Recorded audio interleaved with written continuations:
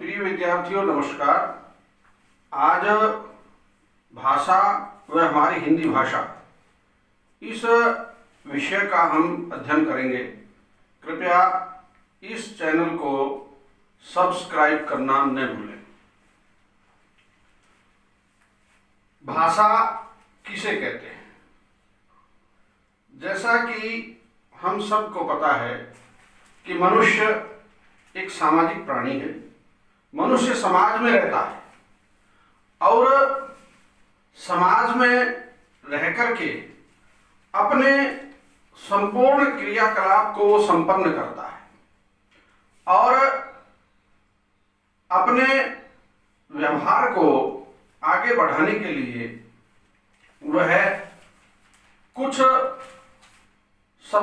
शब्दों के माध्यम से, कुछ शब्दों को बोल करके, कुछ शब्दों को लिख करके अपने विचारों का आदान प्रदान समाज में रहते हुए मनुष्य करता है।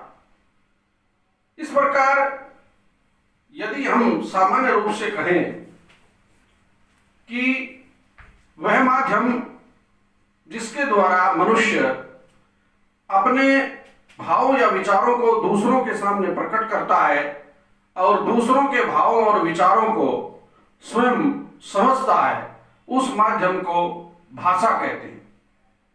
भाषा शब्द संस्कृत की भाष धातु से बना है, जिसका अर्थ होता है बोलना। जैसे स भाषति अर्थात वह बोलता है, यानी जब व्यक्ति बोल करके या लिख करके अपने विचारों को दूसरों के सामने प्रकट करता है, वह भाषा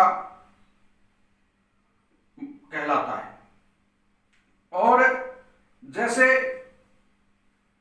यदि हम ये देखें कि मनुष्य को ही ईश्वर ने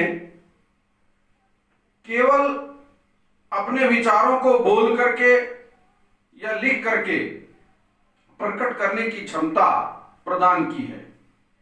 बाकी दूसरा कोई प्राणी जो है बोल करके या लिख करके अपने विचारों को प्रकट नहीं कर पाता है। और शायद यदि मनुष्य के पास यह गुण नहीं होता तो वह इतनी प्रगति कर पाता, इसमें संशय है। भाषा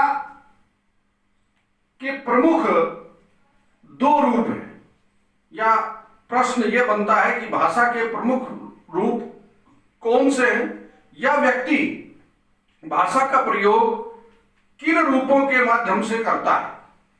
सामान्य तौर पर भाषा के दो रूप होते हैं। एक भाषा का मौखिक रूप होता है, दूसरा भाषा का लिखित रूप होता है। भाषा के मौखिक रूप को मौलिक रूप भी कहते हैं, प्राचीन रूप भी कहते हैं। जब कोई व्यक्ति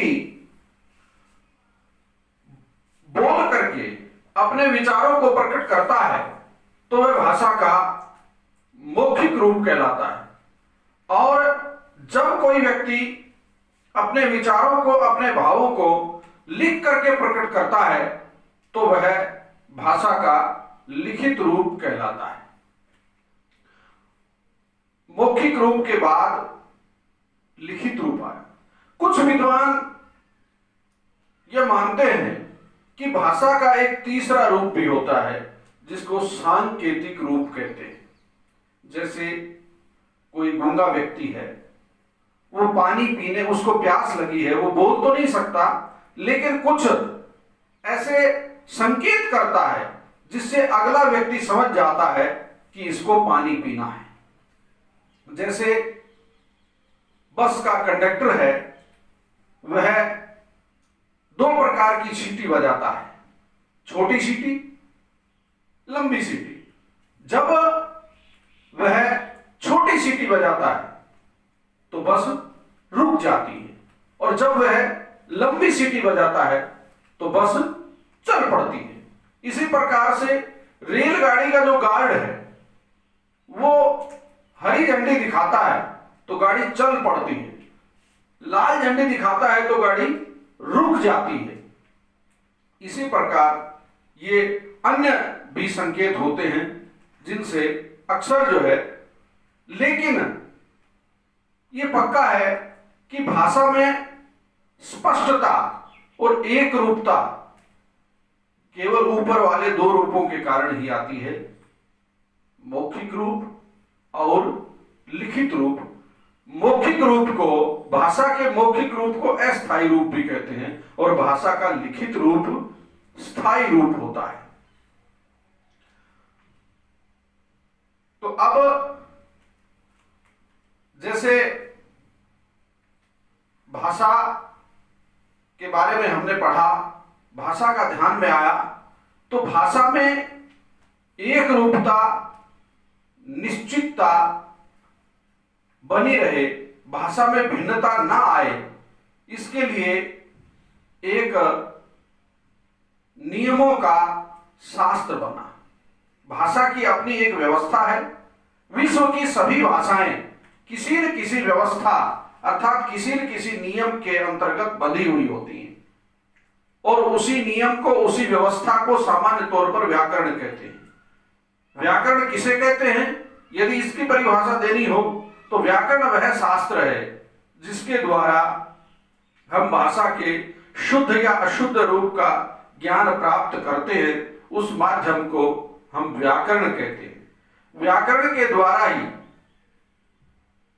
हमें भाषा के शुद्ध या अशुद्ध रूप का ज्ञान होता है। व्याकरण ही वह शास्त्र है जो हमें भाषा की ठीक जानकारी, भाषा की सही उचित जानकारी हमें देता है, वह व्याकरण ही होता है। अब प्रश्न है, भाषा का मानक रूप क्या होता है? मानक का यदि दूसरे शब्द में प्रयोग करें तो एक निश्चित रूप, अंग्रेजी में कहें तो स्टैंडर्ड रूप। आप सभी ने